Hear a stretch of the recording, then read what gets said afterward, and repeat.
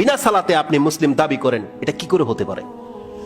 কে শিক্ষা দিয়েছে আপনাকে, বা কে আপনার মনের মধ্যে এই চিন্তা ঢুকিয়ে দিয়েছে যে আপনি নামাজ না পড়েও মুসলিম? এটা কোত্থেকে, এই ফতোয়াটা নিলেন কোত্থেকে, পেলেন কোথায়? এটা কোন হুজুর বলেছে? এটা কোন কিতাবে আছে? এটা আপনি কোরআনের কোন আয়াত পেয়ে গেছেন যার মাধ্যমে প্রমাণ হয়ে যাচ্ছে যে আমি বেনামাজি হলেও আল্লাহ আমাকে নাজাত দিয়ে দিবে? কোথায় আছে সেটা?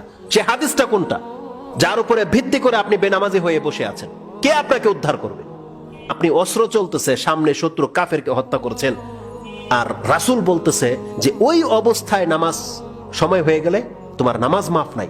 রক্ত লেগে আছে, কাফের রক্ত, অস্ত্র চলছে, তুমি থামতে পারবে না, কিবলার ঠিক নাই, পবিত্রতা নাই, ওই অবস্থায় অস্ত্র চলবে, তাকবীরও চলবে, রুকুও চলবে, সেজদাও চলবে, তোমাকে ঝুঁকতে হবে না। রিজালান, হাঁটো আর সালাত পড়ো, রুকবানান, ঘোড়ার উপরে সালাত পড়ো।